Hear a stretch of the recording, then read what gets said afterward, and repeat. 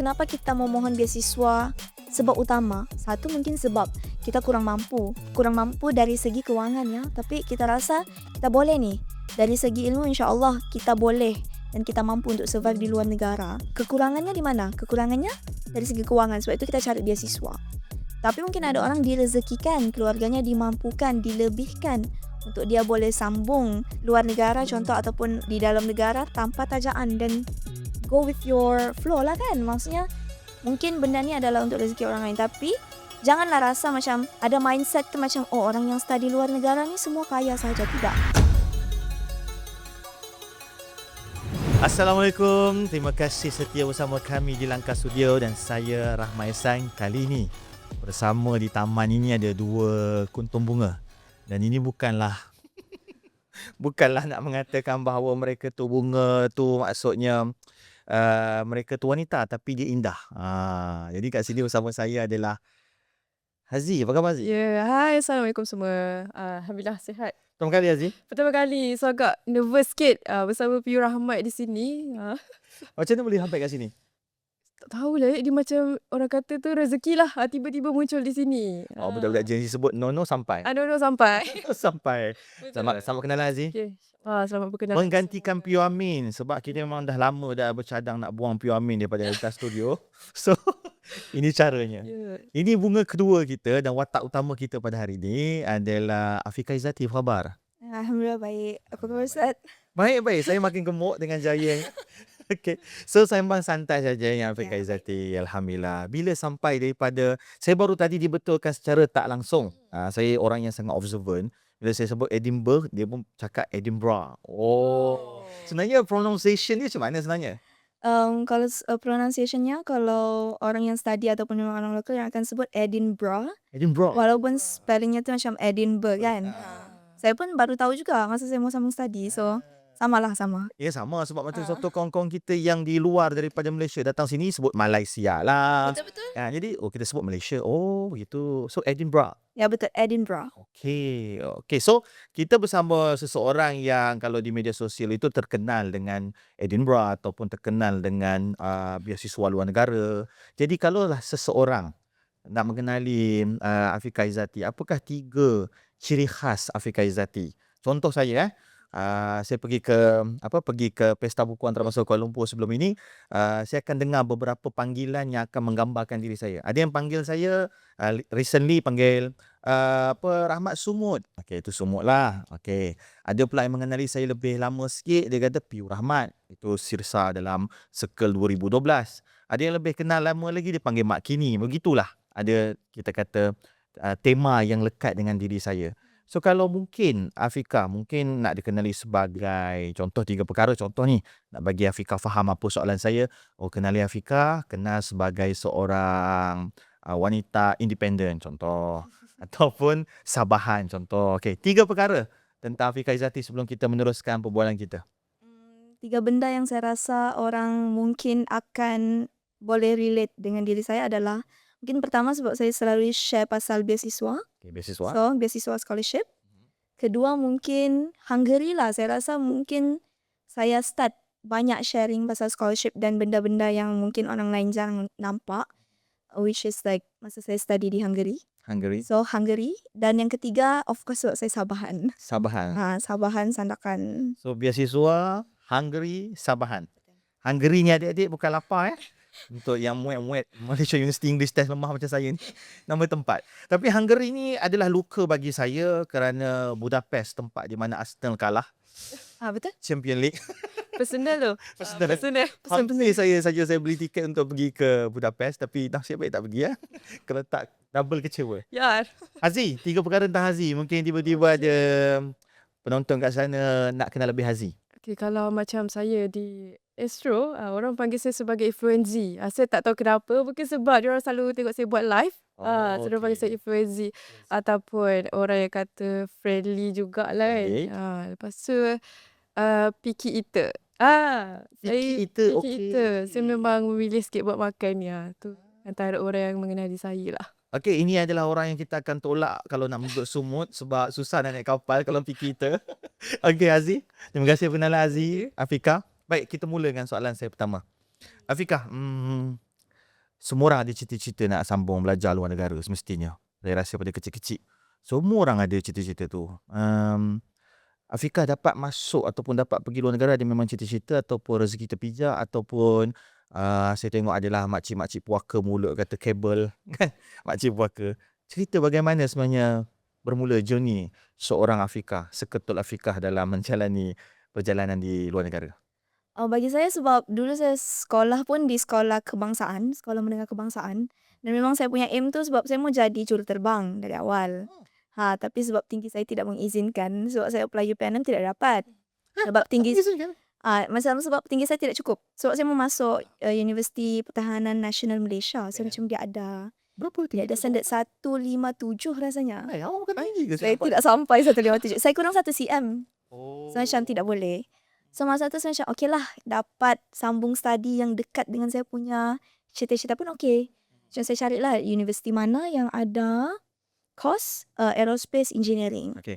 So masa tu saya pun okey, saya apply lah. Kita tengok UPU, okey ada asasi UPM. Saya masuklah asasi UPM sebab dia ada direct intake. Maksudnya dia asasinya asasi yang tertutup. So saya mesti sambung di UPM juga untuk saya punya degree. Oh. So macam itulah ceritanya. Dan apabila saya sudah habis asasi UPM, Alhamdulillah, saya pun direzekikan untuk sambung aerospace engineering. Tapi apabila saya sambung tu, masa tu COVID. Dan apabila COVID, kita macam nampak tahu bidang mana dan sektor mana yang sebenarnya penting dan terjejas dan tidak ada kesiagaan tu sebenarnya untuk negara kita. And bagi saya macam masa tu kan saya Sabah. Saya orang Sabah. So Sabah sangat berkait rapat dengan industri pertanian lah. Macam kita orang salah satu pengeluar terbesar di Malaysia kan. Kita namanya sawit pun termasuklah sekalian. Jadi apabila di situ saya berfikir, okay, masa saya sudah study course yang saya mau ni, Bachelor in Aerospace Engineering di UPM, saya tengah fikir, self-evaluation jugalah, macam refleksi diri. Adakah course yang saya sambung masa itu, betul-betul apa yang saya mau ataupun saya just mempertahankan impian yang memang saya tanam dari dulu. Maksudnya, dia macam agak ego jugalah kan sikit sebab macam, kita dari dulu mau jadi macam ini. So apabila kita dapat, tiba-tiba kita berfikir, betulkah saya mau benda ni? Macam susah sikit untuk melunturkan perasaan yang untuk terima. Saya tidak buat self-evaluation. Maksudnya, I just carry on with my dreams tanpa ada stop, ada jeda sekejap. Betulkah saya masih maukah benda ni? Maksudnya hala tuju tu, bagi saya, ini adalah nasihat saya lah. Macam setiap 5 tahun ataupun setiap 3 tahun, check balik. Betulkah itu yang kita mahu? Jadi apabila kita mempertahankan ataupun mengejar something tu, matlamat kita masih jelas. Dia bukan just membawa apa yang kita ingat dari dulu. So itulah. Jadi Alhamdulillah saya tidak pernah pun bercadang untuk sambung overseas. So saya adik-beradik ramai. So macam bagi saya dulu mindset saya selalu macam ni. Orang yang sambung overseas mungkin orang yang mampu ataupun ada lebih lah. Jadi saya macam okay, mungkin tidak boleh. So macam benda tu langsung tidak ada dalam kamus hidup saya untuk saya mau sambung overseas. Alhamdulillah lah direzekikan untuk saya sambung di bawah beasiswa kerajaan negara Hungary namanya Stipendium Hungaricum. Dan begitulah kisah saya. Apa gem? Stipendium Hungaricum. Itu bahasa Hungary? Tidak, itu bahasa Inggeris tapi dia punya term beasiswa tu. Okey, maksudnya English klasik. English klasik ke apa? English biasa, Stipendium Hungaricum. Mungkin entahlah dia ada campur-campur. Slang-slang sikit. Ada slang-slang sikit macam tu lah. Slang sikit. Faham. Okey, menarik. Saya izinkan saya bagi nasi tambah. Boleh? Saya percaya mana-mana pelajar apabila mereka dah menjadi seorang mahasiswa, dia akan bergelut dengan diri mereka sebab kelemahan pendidikan pada tahap ini ataupun kelemahan pendidikan Malaysia, minta maaf jika ia menyinggung mana-mana pihak. Kita tidak mengajar mahasiswa itu membuat career path ataupun perjalanan hidup dia daripada masa muda lagi. Kalau kita perasan tingkatan 4, tingkatan 5, bahkan 1, 2, 3, kita tak bincang aku nak jadi apa. Lebih kalau kamu julah kalau budak tu ataupun pelajar itu dia ada inisiatif sendiri nak buat evaluasi diri sendiri. Jadi benda sama berlaku pada saya. Bila saya masuk belajar, inikah aku mahu? Sebab kita dah mula kena tampar dengan realiti. Kita dah mula tampar dengan ini keadaan. Dan saya sangat terkejut bila saya pergi ke Australia pada tahun kedua saya di universiti. Saya tengok mereka daripada sekolah menengah ataupun sekolah rendah mereka dah tengok potensi anak ini, pelajar ini, apa yang patut dilakukan. Evaluasi itu berlaku. So saya rasa kalau apa yang paling awal, walaupun saya bukan pakar dalam bidang pendidikan ataupun mungkin dah berlaku improvisasi ataupun perubahan di sistem pendidikan Malaysia, alhamdulillah boleh tinggalkan komen. Tapi saya rasa masih lagi berlaku benda sama. Pelajar di Malaysia tak tahu apa-apa. Ya betul, mungkin ada lah bimbingan dia, mungkin depends kepada sekolah juga. Ataupun macam bagi saya, macam setiap tahun ada je kan macam disuruh kita tulis. Contohnya macam okay, cita-cita mau jadi apa. Adalah self-check tu, tapi lebih dalam dan lebih detail kenapa, mengapa, bagaimana tu mungkin perlu diperpanjangkan lagi lah untuk perkara tu.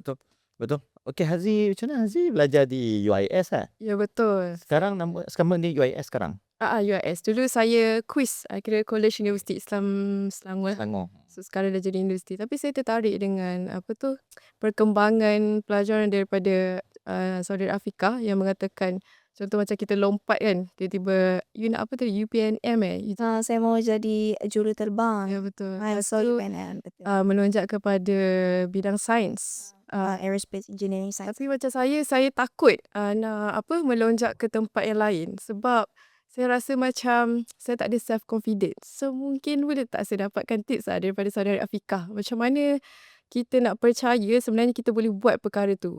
Sedangkan sebab sekarang memang saya stick to broadcasting je. Saya tak berani untuk pergi melonjak ke tempat lain. So bagi saya lah, apa yang paling penting untuk melonjak tu, saya rasa semua orang akan rasa benda tu susah di awalnya. So bagi saya pun masa awal-awal tu kan, sebab saya aerospace engineering, tukar path kepada agricultural engineering. Masa awal-awal saya macam fikir juga macam, uish, kenapa macam ambil agriculture kan? Macam walaupun saya tahu kepentingannya, tapi persepsi saya rasa kenapa untuk kita rasa macam kurang confident adalah persepsi orang sekeliling juga. Apa orang akan kata kalau saya tukar daripada aerospace kepada agriculture. Kalau saya sebenarnya macam saudara Razi kata, daripada broadcasting tiba-tiba tukar pivot ke bidang-bidang lain kan. Jadi saya rasa untuk memberanikan diri dari macam mana kita mau menghadapi benda ni adalah self-evaluation, and kita tengok apa pros and cons, apa kelebihan yang kita boleh dapat dan bukan sahaja kepada kita tapi kepada orang sekeliling, dan tujuan asal kita adalah untuk ummah sebenarnya kan. Contoh macam awal-awal masa kenapa saya ambil agriculture tu, saya fikir macam okay, kalau untuk diri saya fikir macam okay, boleh saya, kalau saya mau sambung aerospace engineering, yang saya pasang adalah kalau saya mau study something, saya mau buat kerja something, saya mau jadi yang terbaik dalam bidang itu. Contoh kalau saya mau sambung aerospace, kalau saya mau jadi yang terbaik, saya kena pergi US, saya kena pergi Russia, mungkin kena menetap di sana. Tapi adakah itu yang saya mahu? Tidak. Saya maunya kalau boleh saya mau di Malaysia, mau balik ke Sabah lah, tapi at least di Malaysia, paling kurang lah di Malaysia, di mana-mana pun boleh, insyaAllah. Jadi kalau itu yang saya mahu, dan apa yang boleh saya beri manfaat yang terbaik dan terbanyak adalah dari segi bidang pertanian, dan saya rasa itu adalah satu sumber macam mana sumber keberanian itu boleh datang. So kita tahu apa tujuan dan apa konsekuensi yang akan kita bawa lah kepada bukan sahaja diri kita tapi orang sekeliling juga. Dan dia bergantung banyak kepada objektif kita di akhirnya. Kalau kita study just untuk dapat kerja, banyak kerja kita boleh dapat banyak kerja, dan career path ni adalah sumber yang baik untuk pendapatan, tapi sejauh mana dia dapat membantu, dia dapat memberi manfaat tu dari kita lah untuk menilai. Okay. Terima kasih atas penjelasan daripada saudari Afika. Afika, sebut berkaitan tentang keterjaminan makanan, agriculture, pertanian. Sering Malaysia bila sebut petani, kita akan menggambarkan kemiskinan. Sedangkan kalau kita pergi keluar negara, saya sendiri terlibat dengan penternakan lembu. Jadi Afika boleh datang ke kandang saya kan. Boleh, mana tu? Saya di Melaka. Wow, okay. Tiada public transport ke sana ya. Saja begitu ya. Kita kena naik kereta. So sebenarnya cukup lumayan berniaga lembu. Apatah lagi kita faham bahawa kita ada ibadah korban tahunan setiap hari tasyrik, hari nahar. Tapi bila saya belajar penternakan lembu dan kita memang rujuk ke Australia ataupun New Zealand. So bila mana kita sebut dia adalah penternak lembu di Aussie ataupun di New Zealand, dia kaya raya, bapak kaya ni kata lah. Sebab tak tahu nak cakap lah, kaya sangat. So sebenarnya kalau lah dengan keadaan ilmu Afiqah sekarang, sebenarnya dah cukup lumayan, lumayan Indonesia lumayan hebat kan. Bagaimana sisi pandang terhadap keterjaminan makanan, agriculture, pertanian, penternakan di Malaysia ni? Bagaimana sisi pandang seorang Afiqah yang dah belajar sampai ke Hungary, ke Edinburgh? Bagaimana? InsyaAllah saya pun masih belajar lagi. So macam mungkin ilmu tu InsyaAllah ada lah sikit-sikit, tapi mungkin belum sampai ke tahap banyak lagi. Tapi kita keep on learning kan. Jadi bagi saya adalah benda yang Malaysia kena fokus sekarang adalah berkaitan dengan self-sufficiency level. Kita kena reach dulu. SSL ni maksudnya kita kena kurangkan kebergantungan kita terhadap import daripada negara lain. Sebab contoh macam yang berlaku pada COVID-19 hari itu, akan jadi masalah besar apabila Thailand dorang simpan beras dorang. Kita self-sufficiency level kita sekarang adalah lebih kurang 65% untuk beras contoh ya. 65% sangat rendah. So apabila ada shock yang kita tidak jangka, apabila ada tekanan ataupun apabila ada disease yang merebak tiba-tiba kan, macam contoh COVID-19, punca tu hilang dan apabila setiap negara yang kita import tu dorang mau simpan untuk negara mereka sendiri, kita lah yang akan paling terkesan. Bukan sebab kita tiada duit. Masa tu kita ada duit, kita boleh bayar. Kita boleh bagi lagi mahal, bagi lebih tinggi lah.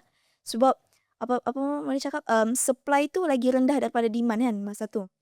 Tapi sebab diorang pun mau berjaga-jaga, negara pengeluar ni mau berjaga-jaga, diorang tidak mau bagi kita. So dia akan create panic buying lah di supermarket dan rakyat pun akan start panic. Nah, apabila untuk membangkit ataupun memperbaiki keterjaminan makanan kita, bagi saya yang paling penting adalah untuk fokus kepada SSL. Dan kedua juga adalah macam mana kita menghargai. How do we value the people who did farming. Jadi bagi saya sangat penting lah untuk kita tekankan. Cara menekankan tu macam mana bagi saya mungkin salah satu sudut yang kita boleh fokus adalah melalui pendidikan. Contoh, boleh ambil contoh-contoh yang macam PU cakap tadi kan.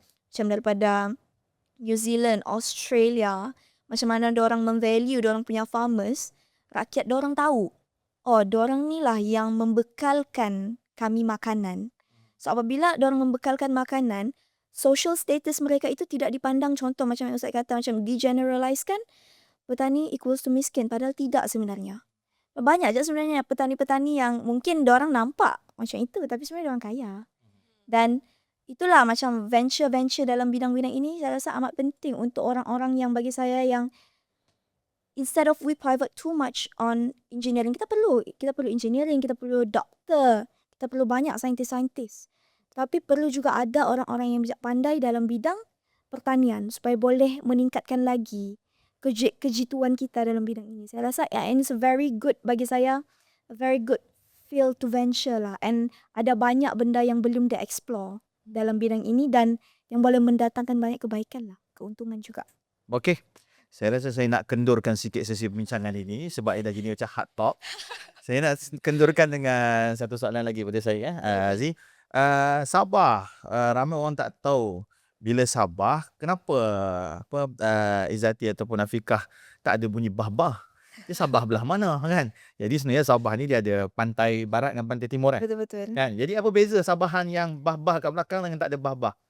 Sebenarnya saya pun cakap nambah juga. Tapi macam kalau dalam formal setting ataupun saya bercakap dengan kawan-kawan saya yang bukan dari Sabah, dia macam akan berkurang sikit lah bah tu. Okay. Macam saya more to using bahasa baku. Guna bahasa baku. Tapi bahasa Sabah pun memang lebih kurang macam gini juga. Memang sama lah. Just hilang bah dengan ada slang. Saya orang Bugis. So, macam kadang-kadang Bugis saya tu macam slang terlalu kuat. So macam kena adjust sikit. Okay. Slang Bugis tu macam mana? Sebab kita selalu fokus kepada Kelantan dan Utara. Kan? Saya orang KL. IC 14. Maksudnya betul-betul KL lah. Jadi bila kelebihan menjadi orang Kuala Lumpur, kita suka cuba slang. Betul. Bila saya jumpa orang Sabah, contoh Zizi Kirana, Zizi kata, Rahmat, engkau menjadi Sabah lebih teruk pada orang Sabah cakap Sabah. Sebab teruknya bah saya tu. Okay, maksud saya kami orang KL sangat suka belajar slang. Jadi Kedah kita banyak fokus Kelantan, sampai fokus untuk tangkap orang Kelantan. Takut. Tacut. RM50. Okay. Tapi saya perasan macam sebelah Tawau kan. Dia cakap ni lebih lembut. Macam mana? Ada Dia perasaan? ada bunyi Ada bunyi tu. Sebab kan? ayah saya orang Tawau, umi saya orang Sandakan. So Okey. macam saya ada dua-dua. Dua-dua ada. Ha. Boleh bagi contoh. Macam Kalau mana? ingat lah. Ada. Contoh kejap Kita masih tahu fikir macam mana? Yalah. Tahu. Coba apa bukan begitu. Coba bagi yang panjang sikit. Nanti cut juga kan. Tak apa. Macam mana? Macam mana orang tahu? Tak. Cuba cakap. Okey, tak apa. Macam macam tak pandai sangat macam ya. Kalau orang betul. Macam Tapi saya perasan lah ni, saya perasan lah. cakap, Orang Sabah maksudnya sebelah KK sebelah tu, dia akan cakap tu lah. Apa nama? Potong-potong. Bah gini. faham? Tapi kalau orang belah Tawau dia akan melankolik sedikit. Dia macam Faham? Dia ada alunan. tu. Alunan Dia ada alunan. baik. Jadi itulah proud Sabahan. Haziq, itu apa soalan? Saya nak tanya pasal Sabah tadi. Tanya. Yang apa yang kita dapat bezakan daripada segi percakapan tu, macam awak cakap awak daripada Bugis kan. So Tawau tu apa yang macam mana kita nak tahu beza dia tu, sebab kalau kita dengar bahasa contoh macam logat Penang. Kedah tu kan ada beza dia kan. So macam mana dengan Sabah tu? Bagi saya macam di Sabah ni sangat unik tau. Sebab macam contoh slang Tawau tu sebenarnya bagi saya perspektif saya dia more to slang Bugis. Sebab di Tawau banyak orang Bugis. Dia macam boleh kira majoritinya Bugis. So macam apabila bercakap tu kita orang ada cakap bahasa Bugis tapi saya tidak pandai lah. So macam apabila bercakap bahasa Bugis dia orang macam translatekan kepada cakap bahasa Melayu. Dan bunyi tu adalah macam bunyi Bugis sebenarnya. Tapi contoh macam di KK macam dia agak lain lah slangnya. Sebab di sana banyak contoh orang Kadazan, Dusun. Macam di Sandakan contohnya banyak Suluk, Bajau. So macam slang tu dia bergantung kepada suku pula. Saya rasa menarik untuk orang Sabah daripada kekeliruan ini ataupun perbincangan-perbincangan ini, kita perlukan juga content creator daripada Sabah. Berceritalah tentang diri kamu.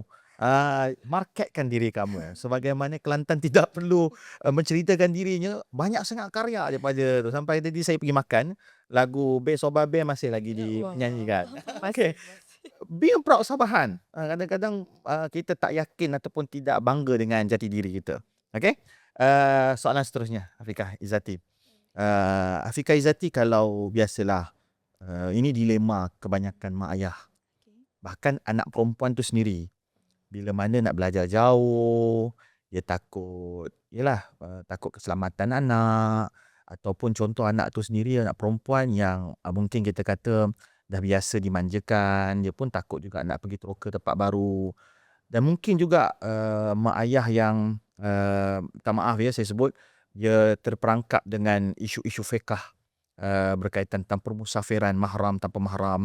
Mungkin Afiqah ada satu sisi pandang tentang isu wanita dan juga belajar jauh yang sepatutnya dah selesai lama, tapi mungkin point of view sebagai seorang wanita yang duduk di luar negara.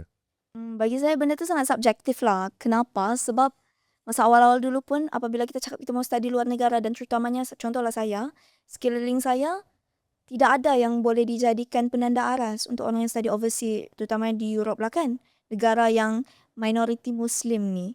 Jadi apabila saya dapat scholarship tu, takut jugalah macam ayah saya lah terutamanya kan. Tidak terkecuali lah, memang takut juga macam sudahlah perempuan, anak pertama lagi. Tapi mau katakannya tu semuanya dari pembawaan diri kita. Contoh, take some time jugalah untuk meyakinkan ayah saya untuk akhirnya membolehkan dan melepaskan saya untuk sambung belajar. Dan apabila parents kita, ibu ayah kita bagi kita kepercayaan tu, kita kena pegang dengan baik lah. Contoh, diorang sudah didik kita dari kecil dengan pendidikan, dengan pelajaran agama. Macam mana kita bawa diri tu mencerminkan macam mana pembelajaran yang diorang terapkan dalam diri kita. Jadi apabila saya keluar, tidak dinafikan lah. Maksudnya betul lah. Bukannya mau jadi terlalu negatif yang di luar ni memang buruk. Tapi hakikatnya memang ada. Dia memang boleh jadi baik, dia boleh jadi tidak berubah, dia boleh jadi ke arah yang nauzubillah min zalik, ke arah yang lebih buruk. Tapi again lah, macam mana kalau kita dari luar ni perempuan, kena cari circle yang baik lah. Maksudnya circle yang baik yang boleh sentiasa mengingatkan. Ataupun kedua, kalau kita tidak mau di-approach oleh benda-benda yang tidak baik, pertama kita kena jaga kita punya pemakaian. Contohlah macam bagi saya ni judge a book by its cover, tapi orang kata jangan kan. Tapi benda ni still dipraktikkan, kita sedar ataupun kita tidak sedar. Contoh macam kita pun sama juga sebenarnya. Kita nampak orang, kalau kita mau ajak orang buat benda yang tidak baik kan, tapi kalau kita yang nampak dia macam perwatakannya macam okey, perwatakannya tidak akan buat benda-benda yang tidak baik, pakai tudung, rasanya kita akan rasa okey kau untuk mengajak. Tapi kenapa orang berani untuk ajak? Sebab dia rasa oh mungkin boleh ni diajak untuk buat something yang tidak okey. Sebagai perempuan perlu still untuk berjaga-jaga apabila kita di luar, dan kemungkinan itu memang ada. Tapi ibu bapa insya-Allah lah kalau rasa ilmu pendidikan dan ilmu agama yang diberikan kepada anak tu sudah cukup, kita percaya, macam ibu bapa percayalah dengan ajaran yang diterapkan tu. InsyaAllah Allah jaga. InsyaAllah. InsyaAllah. Saya teringat satu ketika Buya Hamka diceritakan ataupun diberitahu tentang adanya pusat pelacuran ataupun pelacur di Mekah. Maka Hamka balas dengan tenang walaupun ayatnya tidak sebegini tepat berkaitan dia tak nampak pun pelacuran ataupun pelacur di Tanah Suci. Ia adalah satu mesej nak kata kalau kau cari, kau akan jumpa. Akan jumpa betul. Kalau kau bahkan kalau nak rosak anak tu, tak payah pergi jauh. Duduk di Malaysia juga akan rosak. Jadi betul cakap Afiqah, jati diri tu. Kita rasa kita diberikan anak itu ilmu agama yang cukup. Maka campaklah ke mana pun, insya-Allah ia akan tetap menjadi Muslim yang baik. Tapi ya saya faham mak ayah tetap ada keraguan dan kerisauan. Kita serahkan kepada perbincangan keluarga. Apapun saya suka ayat daripada Kiai Agim ataupun AA sebut belajar daripada seekor ikan, walaupun lautnya masin, daging ikan itu tetap juga manis. Kerana masinnya laut itu tidak mempengaruhi manisnya daging ikan. So Aziz, ada soalan lanjutan? As for now macam belum ada lagi. Belum ada lagi. Okey, baik. Aziz memang tiba-tiba je saya panggil kan. Terima kasih Aziz sebab sudi datang ke sini. InsyaAllah saya pun seronok juga bila ada rakan perempuan yang menemani Afiqah ataupun guest kita. Okey, sambil-sambil tu boleh komen siapa lagi gadis, wanita, perempuan yang patut kami panggil. Sebab kalau kita tengok list kita ni sangat sikit wanita yang kami panggil. So terima kasih agak Afiqah. Okey, sambung soalan seterusnya. Afiqah Izzati, anak sulung. Ya betul. Dan rasanya apa nama tu, adik berapa orang? Adik-adik? Saya ada adik, termasuk saya 6 orang. So kami 3 lelaki dan 3 perempuan. Beban sebagai anak sulung. Sebab saya rasa baka yang terbaik adalah anak kedua. Kena tak berani. Dia- Adik kau. Saya pun anak sulung. Anak sulung, okey. Macam kalah ni. Macam orang kata. Demokrasi tidak. Okay. Sebagai anak sulung macam mana? Bagi saya beban tu saya tidaklah juga rasa sangat. Sebab macam saya buat benda yang saya suka. And mungkin betul lah macam akan sedikit tegas kepada anak sulung. Tapi apabila masa kita kecil, mungkin kita tidak persoalkan. Masa besar dan mungkin remaja tu adalah mempersoalkan sikit kan. Biasalah saya rasa benda tu normal. Tapi apabila saya fikir balik lepas 5-10 tahun, oh rupanya umi ayah saya buat begini dulu sebab benda ni. So mungkin anak sulung biasa, mungkin saya tidak tahu ni saya sahaja ataupun orang lain pun sama. Mungkin lebih banyak memendam lah. Tapi bagi saya macam kalau disuruh, saya rasa kita punya naluri ataupun kita punya perwatakan, okey orang suruh kita buat lah. Ya. Yang penting kita boleh buat, kita buat. Itu anak sulung Itu saya lah macam, saya tidak tahu. Aziz nak tambah anak sulung? Kita kalau personally saya tak suka orang suruh saya buat. Saya akan buat sebelum disuruh. Gitu. Baik, kembali kepada soalan yang bukan anak sulung ataupun sabahan, soalan akademik lagi kembali. Okay. Underrated ataupun yang ramai orang tak tahu tentang beasiswa. Ramai orang kerja beasiswa yang hebat-hebat. Contoh beasiswa Bank Negara, Kijang, beasiswa MARA. Mungkin ada beasiswa yang orang tak tahu tapi Fiqah rasa patut di-highlightkan sebab tak ramai yang nampak kelebihan ataupun peluang yang dijanjikan. Faham? Okay, saya rasa ni paling menarik dan sebab saya pernah under 2 beasiswa. Sekarang saya di bawah Hazanah untuk saya punya master, Yayasan Hazanah. Dan apabila saya degree, saya di bawah stipendium Hungaricum. Yang saya perasan, kebanyakan memang hampir semua rakyat Malaysia mengajar contoh MARA, JPA, apa lagi, Hazanah, Bank Negara, Kijang Scholarship tu kan. Dan apabila terlalu banyak yang apply tetapi sedikit saja tempat, memang susah percentage untuk dapat tu sangat sedikit.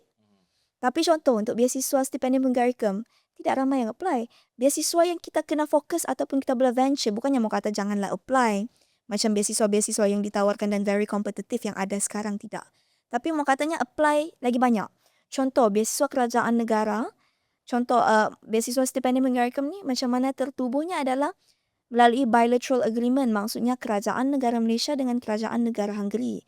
So setiap tahun, Hungary akan terima 40 pelajar daripada Malaysia untuk belajar di bawah beasiswa ni. Contoh untuk bachelor, untuk master, untuk degree. Untuk PhD, sorry. Jadi, bukan Hungary sahaja. Dia ada banyak. Contohnya macam Morocco pun famous juga kan. Di bawah kerajaan Mesir ada juga. Contoh di bawah ada juga beasiswa yang memang under uni directly. Contoh saya pernah share juga di TikTok. Beasiswa King Abdul Aziz ada. Okay, Saudi. Dan ada beasiswa di banyak universiti di European Union. Di Kesatuan Eropah tu ada banyak. So contoh macam juga kalau mau cakap di UK untuk master, dia ada for ASEAN SAGE scholarship. Rasanya untuk women in STEM ada juga. So banyak benda boleh venture. So instead of tengok apa yang negara kita offer, tengok juga apa yang ada di luar-luar. Sebab kadang-kadang, contoh, dia bagi 40 slot, contoh tapi yang apply just 50. So, sebab ramai tidak tahu. So, kemungkinan untuk dapat tu lagi tinggi. Faham? Jadi cuba cari juga, bagi saya pendapat saya, cari beasiswa di negara ketiga ataupun negara yang tidak maju tetapi bagus untuk kita meneroka peluang. Contoh Uzbekistan. Betul? Ada Azerbaijan ada menawarkan beasiswa, tapi kadang-kadang kita tak pandang sebab kita rasa ni bukan Eropah.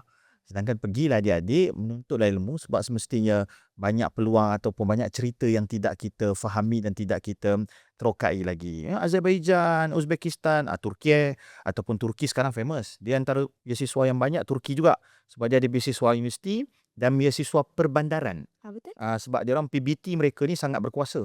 Jadi boleh teroka lah, banyak teroka. Biasa nak teroka ni kat mana? Subscribe ke? Kalau saya banyak tengok di Scholarship Corner. Lepas tu saya join juga macam Telegram yang share berkaitan scholarship. Just type je. Jadi macam benda tu, kalau kita cari, kita akan jumpa lah. Macam yang Ustaz Sama bagi macam contoh Buya tadi. Hamka tadi. Buya Hamka tadi lah. Cari Kalau kita jumpa. tidak cari, kita tidak jumpa. Kalau kita cari, insyaAllah kita jumpa. Alright. Azzi ada apa-apa? Saya nak tanya berkenaan dengan scholarship tu. Kan daripada Cik Afikah kata kita survey through website kan, cari scholarship. So ada juga yang berpendapat, contoh macam fikiran diorang kata, alah tak apalah, family aku kaya, dia boleh taja aku beasiswa. So pendapat Cik Afikah sendiri macam mana? Contoh macam bagi saya, kenapa kita memohon beasiswa, sebab utama. Satu mungkin sebab kita kurang mampu. Tapi kurang mampu dari segi kewangan ya. Tapi kita rasa kita boleh nih. Dari segi ilmu insya-Allah kita boleh dan kita mampu untuk survive di luar negara. Kita boleh. So, tapi kekurangannya di mana? Kekurangannya dari segi kewangan. Sebab itu kita cari beasiswa. Tapi mungkin ada orang direzekikan, keluarganya dimampukan, dilebihkan untuk dia boleh sambung luar negara contoh ataupun di dalam negara tanpa tajaan dan go with your flow lah kan. Maksudnya mungkin benda ni adalah untuk rezeki orang lain. Tapi janganlah rasa macam ada mindset tu macam orang yang study luar negara ni semua kaya saja. Tidak. Sebab ada banyak peluang untuk sambung study walaupun kita kita tidak mampu pun dari sudut kewangan. Sebab itulah ada beasiswa. Beasiswa tu memang tujuannya adalah untuk memberikan peluang kepada orang-orang yang mampu dari segi contoh untuk menuntut ilmu tu tapi tidak mampu dari segi kewangan. Fika, ini soalan yang sangat sensitif. Okay, baik. Sebab berkaitan duit. Okay. Itu je. Orang Malaysia ni duit dia macam pina mata kan. Takut. Okay. Apa tadi beasiswa Hungary? Full sponsorship? Maksudnya Full sponsorship, betul. dengan allowance? Betul, dengan allowance sara hidup. Allowance sara hidup. Betul. Okey, berapa jumlah kalau Okey. boleh? Kalau bagi saya, kalau tanya saya personally lah, saya cakap sebab masa saya study di Hungary, saya memang buat part time. Sebab duit tu memang tidak cukup. Tidak cukup sebenarnya. Contoh dia bagi 1 bulan untuk master dengan bachelor, dia bagi amount yang sama. Saya rasa plus minus untuk accommodation dengan untuk living allowance dia bagi just dalam 200 euro. Okey, 200 euro tu Dalam sebulan. RM1,000 sebulan. 200 euro sebulan. Sahaja. Wah, untuk accommodation dan juga Yes. sara hidup. Betul. 200 contohlah kita sebut sebab dia orang mesti akan berkumpul untuk menyewa ramai-ramai. Betul? Satu rumah 5 orang. Tapi kalau di Europe benda tu macam tidak boleh dibuat. Tidak boleh buat. Sebab dia punya regulation tu macam agak ketat lah. Dia macam kena sign agreement apa semua kan. Okay. And ataupun contoh, kalau kita opt for another option, kalau scholarship stipendium Mengaricum ni, dia boleh pilih sama ada dia bagi 200 euro ataupun dia hanya bagi 100 euro tapi penginapan tinggal di dorm.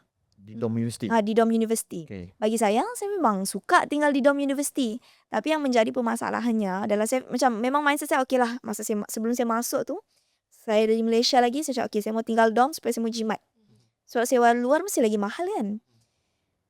Apabila saya masuk je, saya cakap alamak, pandai share dengan lelaki. Okay. Lepas tu macam satu floor tu, ada juga lelaki. So macam dari segi aurat dan kita banyak pergi toilet kan, ambil uduk, mandi. Takkan saya mau mandi jam 2 pagi setiap hari. Ya. Masa ada orang. So itulah ada batas-batas yang at the end of the day saya decide untuk stay luar lah. Bila kita stay luar, perlu lagi banyak lah kan source of income. So macam, dan saya decide untuk kerja part time. Part time apa yang Afiqah? Banyak, saya banyak buat. Contoh. Contoh kerja pertama yang saya buat saya buat saya kerja di kilang sponge. Sponge yang cuci pinggan tu. Saya kerja tu subuh lah. Macam start dari 6 pagi sampai 2 petang. Lepas tu 6 pagi sampai 2 petang? tapi tu tidaklah macam hari masa sekolahan. Macam Sabtu Ahad pergilah. Dalam seminggu 2-3 hari okey lah. Lepas tu saya dapat pula ada kerja tu dah dalam few months jugalah saya kerja situ. Saya kerja di kilang porselin pula. Kilang porselin. Porselin, okay. Saya kerja night shift. Night shift ni dari jam 10 malam sampai 6 pagi. So saya pergi kelas jam 8 pagi sampai 9 petang. Saya rehat sekejap. 10 malam saya pergi kerja, tidak tidur. Macam saya tidur macam dalam jeda antara tu lah. Wow. So mau katanya, so tu macam Hungary tu memang sangat dekat di hati saya lah. Banyak lah saya belajar. Syak tu. Saya ada kerja juga di agricultural sector. Contoh macam saya ada kerja bukan satu hari, dalam 1-2 bulan di kebun tulip. Kebun tulip cangkul segala-galanya, ambil weeding, benda-benda yang tidak perlu tu kan. Itulah saya buat. Wow. Menarik dan pada waktu sama berjaya bergraduasi Alhamdulillah. dan kemudian mendapat pula beasiswa Yayasan Khazanah yang lebih lumayan. Sekarang menggunakan duit Yayasan Khazanah di UK. di UK, sorry. Betul. Di Edinburgh. Okey, satu cerita inspirasi sebab ramai orang yang suka cerita indah saja yang ditontonkan di media sosial. Berjalan di bawah pohon Edinburgh sambil minum matcha. Kadang orang tak tahu survive-nya dekat negara tu. Macam mana kos pengeluaran duit diorang dan sebagainya. Anda kata apa tadi panggil Abi ya? Ayah. Ayah dengan mak tahu struggle-nya seorang Afiqah di sana yang cerita yang tidak diketahui ni. Agak-agak diorang bukanlah kecewa tapi suruh pulang ke macam mana? Sebab tu tak diceritakan. Saya cerita je dengan umi ayah saya. Tapi macam apabila saya buat tu saya suka. Sebab saya jenis people person juga. So macam bila saya berinteraksi, saya jumpa dengan ramai orang. Adalah contoh macam orang-orang Hungary ni dia a bit tertutup tau. Dia macam a bit tidak terbuka lah, kita boleh katakan. Tapi sebab kita kerja sama-sama. Contoh macam makcik yang kerja dengan saya tu macam diorang, walaupun diorang tahu saya tidak pandai bercakap bahasa Hungary, diorang still bercakap dengan saya. So in 1 month, saya boleh faham apa yang diorang cakap. So begitulah cara kita belajar bahasa sebenarnya. Itu pun mungkin salah satu hikmah saya kerja situ adalah untuk mempelajari bahasa diorang dengan lebih dalam lah. Dan umi ayah saya tahu je macam saya macam, ya of course lah macam, tapi diorang tahu macam saya jenis yang dia ni suka kerja. Saya okey je. Bahasa. Sekarang menguasai berapa bahasa? Bukanlah kita kata kuasai jauh pada kuasai. Boleh bertutur ataupun cuba memahami bahasa. Saya boleh bahasa basic lah, Melayu, bahasa English, bahasa Cina, Mandarin. Okey. Saya SJKC dulu. SJKC. Betul. Lepas tu Hungary bolehlah faham dengar tu. Bolehlah sikit-sikit. Hungary bahasa macam mana? Bahasa Hungarian. Bahasa. Dia orang ada bahasa khusus bahasa dia sendiri. Dan dipraktikkan di sana. Kalau dipraktikkan di sana. Dia contoh dia negara yang sangat mementingkan dia orang punya nationalism tu. Macam diorang kadang-kadang pandai cakap English tapi diorang tidak mau. Betul. Ah, Faham. gitulah. Betul. Saya pergi ke beberapa negara Eropah, mereka akan layan kita, contoh Jerman. Dia akan layan kita kalau kita cakap bahasa Melayu berbanding cakap bahasa Inggeris. Betul. Contoh. Jadi sangat-sangat bangga dengan jati diri. Sebab tu Malaysia, kita banggalah dengan jati diri kita. Alright. 2 soalan terakhir daripada setiap pada kami. Okay, Aziz dulu pada dia. Okay, saya berminat nak tahu ni, berkaitan dengan bidang biological control of flower, flowering rush tu kan? Actually, sebenarnya apa? Biological Control of flowering rush. Okay. flowering rush. Ya, di mana saudari menjadi seorang pembantu penyelidik sekitar tahun 2025. Betul. So, dekat Switzerland time tu kan? Betul. So macam mana pengalaman lah berada di sana menjadi seorang penyelidik, assistant Betul. assistant researcher. Betul. Okay. Boleh kau. Bantu penyelidik. So masa tu saya dapat tu pun rezeki yang tidak disangka-sangka jugalah, sebab sebelumnya saya kerja di Hungary dalam bidang sama, biological control. Saya kerja, apa tu biological control? Macam explain sikit lah kan. Jadi kita menggunakan contoh insek-insek ataupun haiwan, boleh kata benda hidup lah, untuk kontrol contoh tanaman yang kita tidak perlu dan dia boleh mendatangkan keburukan. Contoh macam di Eropah kan banyak orang yang ada macam bersin-bersin, allergic lah kepada certain tanaman. Dan tanaman-tanaman ni wujud sebab dia ditransfer daripada negara lain. Dia datang tiba-tiba lah, macam invasive species, kita panggil lah kan. Dan kita tidak mau spray semua ataupun tidak berkesan ataupun kurang berkesan. Caranya adalah menggunakan hidupan yang sebenar untuk kontrol. Maksudnya dia boleh makan, dia boleh hidup di situ sampai mematikan tumbuhan itu. Dan itulah kerja saya di research center di Hungary untuk 7 bulan. Dan masa tu dengan Ambrosia artemisifolia, dengan ragweed lah, dengan wheat lah. Dan apabila di situ saya kena recommend lah oleh bos saya, macam boleh apply sekali. Saya apply jugalah sekali masa tu untuk pergi kerja dan timba pengalaman selama 4 bulan di Switzerland, mana saya kerja dengan flowering rush. Alhamdulillah dapat. Saya satu orang sahaja orang Asia masa tu. Dia yang tidak ambil orang Asia, memang daripada orang yang meng-hire tu memang cakap macam laki lah, macam saya Asian yang pertama, sebab biasanya dia akan ambil European ataupun US ataupun Canadian. Flowering rush ni apa sebenarnya? Dia adalah tumbuhan lah, contoh dia adalah invasive species, maksudnya tumbuhan yang tidak diinginkan, dicontoh di negara US dengan Canada. Faham? Dan diorang buat eksperimen ni untuk haiwan apa ni yang boleh kontrol ataupun insek apa yang boleh kontrol Cara biologi. secara biologi. Faham? Jadi di situ itulah apa yang saya buat, dan itu pengalaman saya selama 4 bulan tu.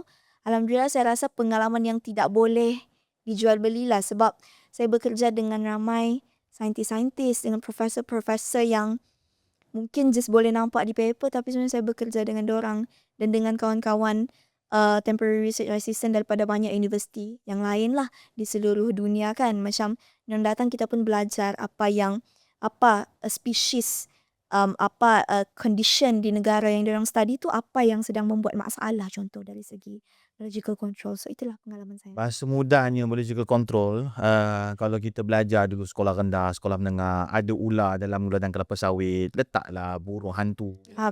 Betul. Tangkap. Kalau sawah padi ada mikroorganisma, kita letak ikan untuk makan. Tapi ini khusus untuk bunga, dia bunga lah. Dia bukan dia macam tumbuhan lah, let's call tumbuhan. Dan saya sangat respect juga lagi sekali lah. Ni bukanlah bangga sangat dengan Australia, bukan. Tapi yang paling dekat dengan kita, kalau naik kapal terbang pun RM600 dapat. Dekat sini Australia dengan kita. Bila kita pergi sana, mereka akan cek setiap beg kita ni, tak nak ada invasive species ni. Spesies yang boleh merosakkan spesies tempatan. Tapi kita siap lepaskan ikan keli Afrika dekat dalam kita punya ekosistem. Lepaskan macam-macam katak itu, katak ini. Sebab saya duduk dengan geng-geng pemancing. Jadi memang mereka luahkan lah bila tengok sekarang sungai-sungai kita penuh dengan ikan bandaraya. Jadi tolong hargai ekosistem kita. Soalan saya. Baik. Tadi pada Aziz. Saya gelak ni bukan apa. Saya tengok lah komen kat TikTok. Semestilah. Ini segi-segi Afiqah nak jawab ataupun tidak, silakan lah. Mestilah ada lelaki-lelaki yang komen. Dia kata jangan belajar tinggi sangat, nanti lelaki takut nak dekat. Ini semua lelaki-lelaki yang lemah akal sebenarnya. Mereka penakut bila mana perempuan itu cemerlang. Oh, saya backup. Takut-takut. Tapi macam mana Afikah menghadapi ataupun melihat komen-komen begini? Bila para lelaki, para jantan ini mengeluarkan perkataan-perkataan yang barangkali boleh mengguris ataupun bagaimana komen Afikah? Komen saya mungkin apabila kita dengar cerita-cerita macam ni kan, kita tidak boleh terus imply apa yang kita fikir kepada hidup orang. Mungkin kita panggil, saya belajar dalam saya punya course lah di Edinburgh, Environmental Justice. It's a single story. Maksudnya, saya ada perspektif saya, kamu ada perspektif kamu. Dan mungkin cara kita upbringing, cara kita membesar, cara kita berkawan, memang begitu. Diorang rasa macam insecure kan. And kalau rasa macam tu, macam bagi saya, let's agree to disagree. Mari kita bersetuju untuk tidak bersetuju lah. Bagi saya macam, kalau kita lihat kepada konsep sekufu jugalah. Kalau takkan saya disebabkan saya takut lelaki tidak datang dekat kepada saya ataupun takut nak kahwin, saya kena merendahkan diri saya. Saya tidak rasa lah, bagi saya insya-Allah kalau ada jodoh, kalau sekufu, orang akan terima saya seadanya tanpa saya perlu mengurangi ataupun membebankan diri saya untuk buat benda yang lain dan untuk ganti diri saya yang sebenarnya. Kita selalu kena constantly perbaiki diri, betul. Tapi untuk mindset-mindset macam ini, kita akan rasa at one point mungkin kita akan rasa drain lah juga.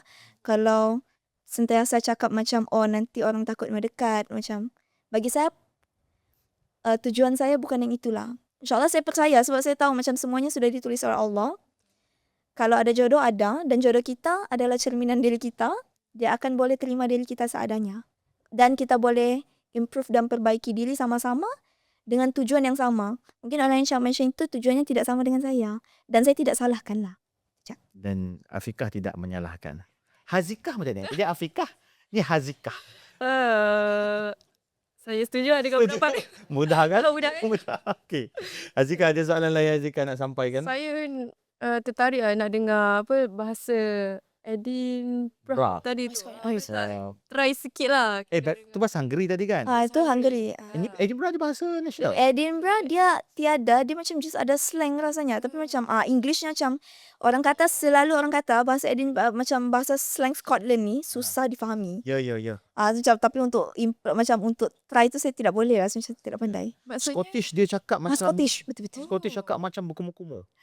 Saya cakap, saya mana? English lah. English. English. Tapi dia Slang dia. Slangnya Macam betul. Kelantan, bahasa Melayu. Habis bunyi Kelantan gitu. Faham. Macam saya tidak faham kalau orang cakap bahasa Kelantan full tu macam Tak boleh. tak boleh. Tak boleh. Tak faham.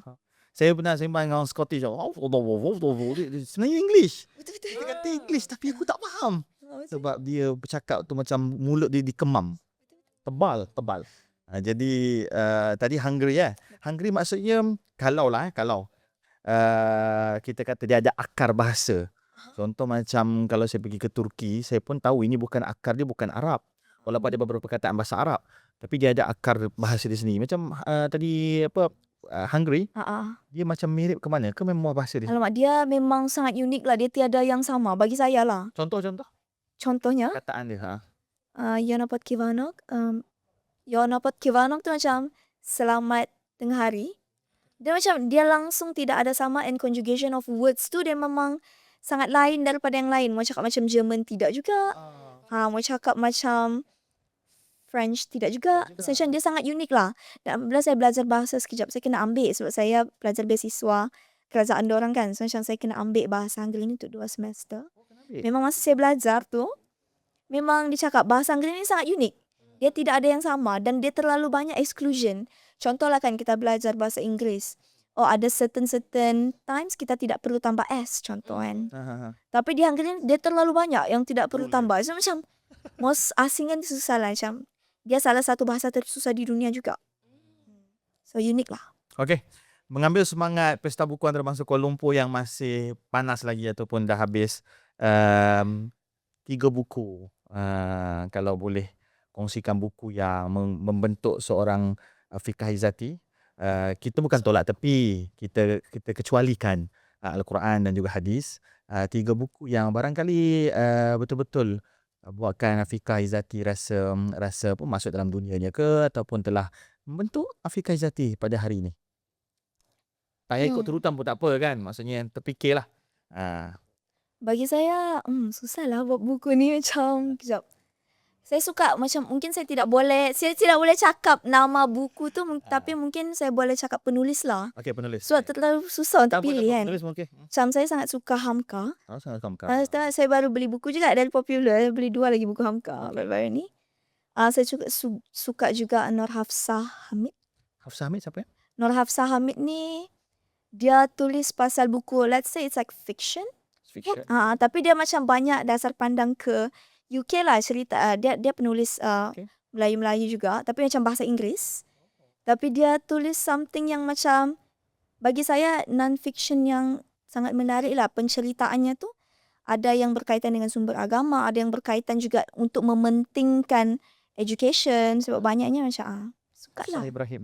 Ah? Hafsah Ibrahim. Nur Hafsah Hamid. Nur Hafsah Hamid, baik. Hamka. Hafsah Hamid kan Nur Hafsah Hamid macam tu lah. Baik, yang penting Hafsah. Ada yang ketiga?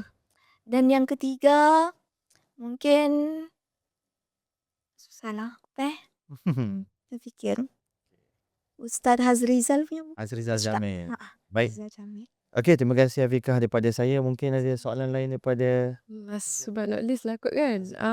Tips daripada Cik Afiqah kepada adik-adik yang nak sambung belajar. ya, menarik. Okey, tips daripada saya.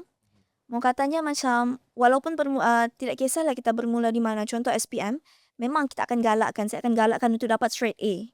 Kena straight A kan. Orang macam kalau ibu bapa kan kena straight A. Tapi kalau tidak dapat tu jangan terlalu bersedih hati dan jangan stop di situ. Sebab itu bukan pengakhirannya. Ada banyak lagi benda yang kita boleh venture. Alhamdulillah, banyak kawan-kawan saya, termasuk saya sendiri, bagi saya, walaupun saya tidak dapat straight A, kawan-kawan saya pun banyak yang 6A, 7A. Akhirnya, sambung juga. Bachelor di luar negara, master di luar negara, dan kerja pun Alhamdulillah kerja yang baik-baik. So, mau katanya, jangan dijadikan kayu ukur tu SPM, tapi buat yang terbaik. Tapi kalau tidak dapat, ada banyak lagi yang kita boleh explore. So, kita terlalu menekankan kan, macam contoh, Mara, Hazanah, BNM, kena straight A baru boleh apply. Dia bukan setakat A. Dia tidak boleh A-. Dia kena A bulat, A+. Kan, macam sebab terlalu banyak yang dapat straight A. Jangan kecewa lah, contoh lepas asasi ke, lepas diploma. Ada banyak lagi peluang insyaAllah. Dan mungkin tambahan pada saya, orang yang dapat beasiswa daripada sekolah rendah dan sekolah menengah. Saya percaya, saya rasa Afiqah banyak kali sentuh dalam media sosialnya, adalah apa beza kamu dengan AA yang lain. Sebab tu kita kena ada banyak perkara luar yang kita ceburi. Bila interviewer tu ataupun seorang yang kata-kata menemubual kita tu, dia nampak kita adalah satu star. Satu orang yang berbeza, cara tutur kita, cara kita menyampaikan gagasan, idea. Jadi, ia semua benda luar buku teks. Ini bercerita tentang bagaimana kita nak bernampak lebih berbeza daripada orang lain. Berbeza yang baik, adik-adik jangan berbeza yang tidak baik. Sebab sekarang semua orang cari benda yang berbeza Kelainan, tapi kepelikan. Betul-betul pelik-pelik. Pelik. Berbeza-beza dengan pelik Okey. Tapi soalan Aziz ni saya nak habis dah, tapi soalan ni penting. Saya tambah lagi boleh? Boleh. Afiqah, habis tu lepas ni macam mana career path sebagai seorang Afiqah dah nampak ke? InsyaAllah lah, macam selepas saya habis master, insyaAllah saya akan bekerja dulu di Malaysia. Okay. Macam at least 2 tahun lah. Lepas tu tengoklah kalau sama ada saya mau progress in my career ataupun sambung study. Saya tidak menutup mana-mana pintu. InsyaAllah tengok yang mana lebih berkeperluan dan lebih baik dan lebih bermanfaat lah, bukan untuk diri saya sahaja. First kita mau yang baik untuk kita, tapi kalau boleh yang lebih baik untuk orang. InsyaAllah. InsyaAllah. So adik-adik semua, sebagai penutup, rancang hidup adik-adik daripada muda. Jangan tunggu kemudian sebab yalah, mula awal. Aziz? Saya nak sarankan kepada adik-adik kat luar sana, jangan takut untuk mencuba. Sebab kita tak tahu rezeki kita kat mana. Sebab ada sebabnya kenapa Allah letakkan kita dekat situ. Boleh jadi macam kita tak yakin, end up kita cuba. Itulah apa orang kata macam benda yang terbaik untuk kita. So jangan takut untuk cuba, just go je. Kata-kata akhir. Good luck in everything yang kamu buat. Dan kita satu je lah, kita sebagai manusia, kita kena berusaha, berikhtiar semua tu kan. Dan akhirnya baru kita boleh bertawakal. Dan contoh kadang-kadang kita rasa macam, oh, ya Allah saya mau yang ini. Saya sudah usaha, saya sudah buat yang terbaik. Tapi resultnya, keputusannya, benda yang kita tidak mahu ataupun bukan yang kita mahu kan. Dan tapi itulah, macam, tapi akhirnya itulah yang terbaik dari sisi Allah. Allah lagi tahu daripada kita. Kita rancang, Allah rancang. Allah adalah sebaik-baik perancang. Dan kita kena yakinlah di mana-mana Allah ada dengan kita. Betul. Good luck. Setuju. Okay, terima kasih kepada semua penonton kita. Terima kasih kerana memberikan komentar yang baik-baik. Yang tak baik kita dah block dan pada muka anda. Ini channel kami, suka hati kami lah. Terima kasih kepada kita punya sponsorship Cool Travel and Tours. Barang siapa yang nak pergi umrah boleh pergi kepada Cool Travel ataupun nak berjalan ke mana-mana. Mungkin kita boleh letakkan Hungary dan juga dan juga Boleh. Edin Bra sebagai kita punya destinasi, insya-Allah, mana tahu. Terima kasih kepada semua orang di belakang tabir. Insya-Allah jumpa lagi. Dah episod berapa dah? Langkah Studio. Assalamualaikum.